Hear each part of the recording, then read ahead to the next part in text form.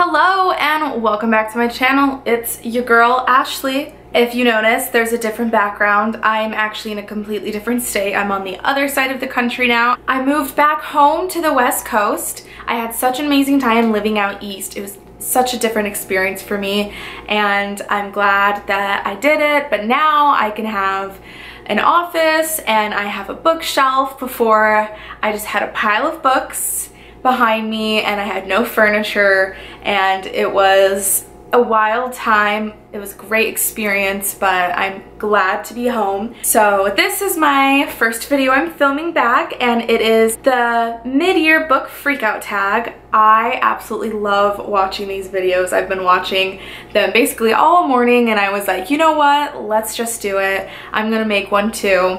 Might as well. So I'm just gonna dive right in and do it. Let's go. There are 13 questions. The first one is the best book that you've read in 2019. This was such a hard one for me because I have a lot of books that I love, but I cheated. I got it down to 3 books. All 3 of them are mentioned again in this video. So I am, let's see, if I had to pick one, oh gosh. Let's do, gosh. All right, I'm gonna just do it.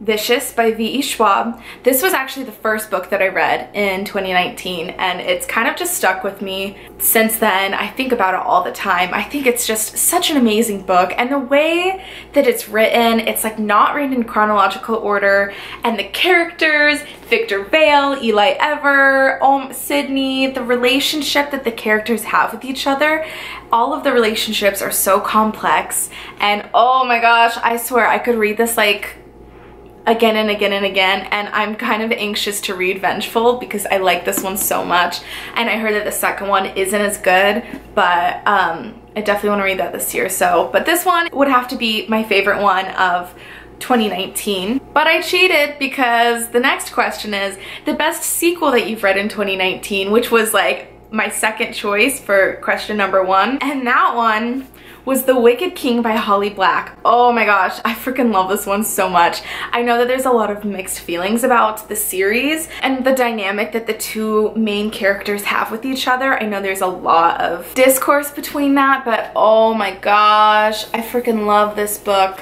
I don't know. I just like it. All the characters got better in the second one, and I'm always amazed at how Holly Black can fit so much into such a thin book. And this is like thin for me, at least. Like, I like to read really thick books, but this one had everything I needed. It wasn't too much and it wasn't too little. New release that I haven't read yet, but I want to. I've seen a lot of this being mentioned in other videos, but I have to say Priory of the Orange Tree. I'm such a big fantasy fan, and it's such a thick book. Everyone says that they're really intimidated by the size of the book, but I'm actually not intimidated by it. I just have to get around to buying it and finding the time, but I definitely want to do that soon. We'll see when. Next question is most anticipated release that is coming out in the second half of 2019. Girl, let me tell ya, Queen of Nothing. Just gonna leave that there. Holly Black literally said that Carden is going to get what he deserves. I don't know what that means, but I'm ready for it, so let's go. Oh my gosh, I'm so excited for that book. Can't stop thinking about it. I'm so excited. And I really like that she's not doing arcs for anybody, because when Wicked King came out and everyone got arcs, I was so jealous, and everyone was like, oh my gosh, it's so good, it's so great, and I just had to wait until January and was like sitting here like, all right. But I kind of like that because she's like such a tease with everybody.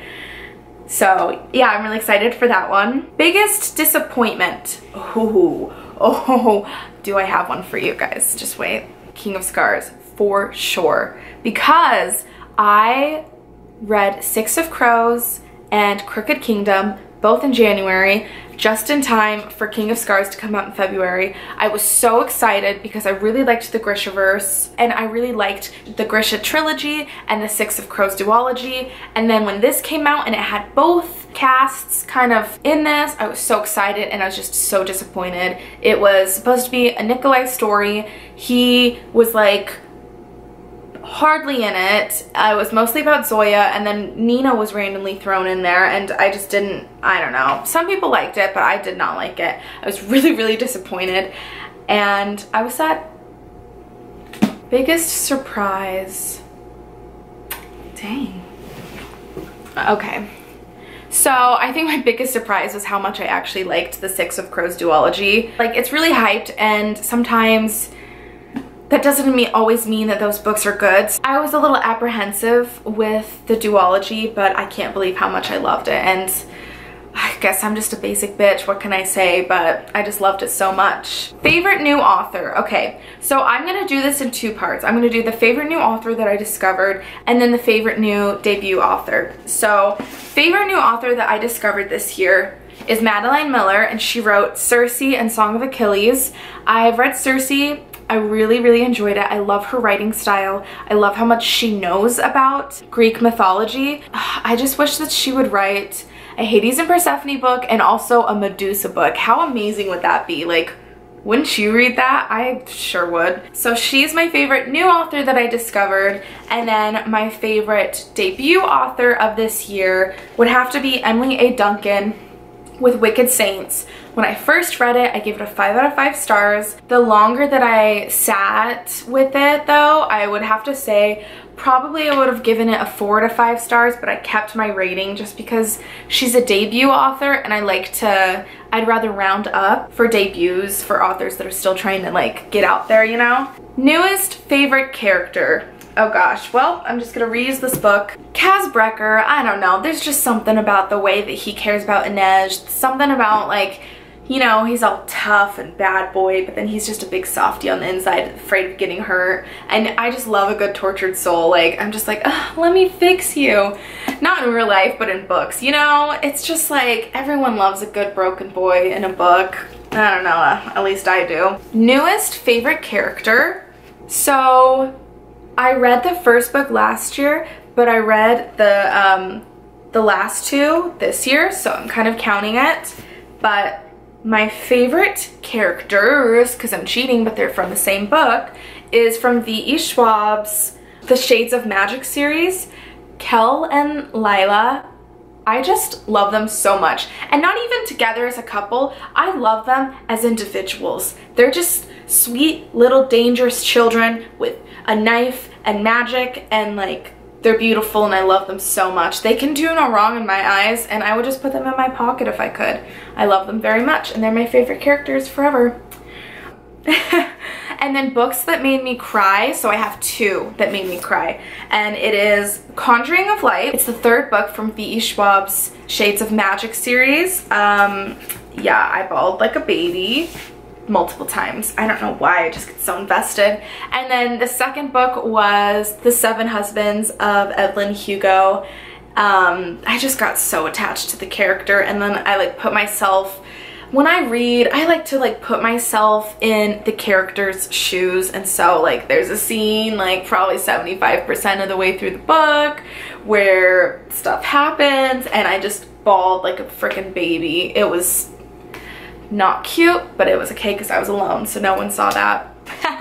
Books that made me happy. So I don't like cuddly, warm, light books. I really like dark, intense, epic books. So the book that made me all warm and fuzzy and happy was Vicious. And if you read it, then you know why, especially by the end. Victor's little crew just makes my heart so warm. You know, I just love them very much. Most beautiful book that you bought this year. Beautiful aesthetically. Where is it? I know I have it somewhere. Oh. I'm gonna do two because they have the same kind of vibe. So King of Scars is really pretty. I really liked it. And then The Light Between Worlds by Laura Weymouth. Silver and gold, you know. Look how pretty that is. It's just, I don't know. They're really pretty aesthetically. So those would be the most beautiful books that I have, or that I've purchased this year.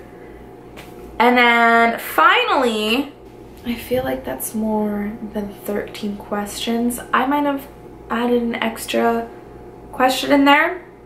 I don't know why, but I did. Anyways, what books do you need to read by the end of the year? First of all, I do like deadlines, but I don't like pressuring myself into like, oh, I have to read this book before the end of 2019. Books I need to read by the end of the year. Let's see. Let's do like books that are already released. I want to read Strange the Dreamer and Muse of Nightmares by Laini Taylor. I would like to read every single V.E. Schwab book that there is. And I would also like to read everything. I'm looking at my bookshelf, seeing if there's anything like in particular that I haven't finished that I would like to. There's nothing I'm like itching. Oh, I want to read Nevernight by J. Kristoff. I want to read Priory of the Orange Tree, which I already said. And yeah, those are like the books that I would really like to finish reading. Yeah, I think that was 14 questions, but yeah, there it is. I hope you enjoyed that. And if you liked the video, please comment, like, subscribe, be my best friend, be nice to me. If you made a video too, leave a comment below and I'll watch it because I freaking love this tag. I love watching it so much. So I had so much fun making it. This is my first year making it. It was a good old time. Okay, bye. It's good seeing you guys again. I'll see you later. I don't know why I'm so freaking awkward saying goodbyes.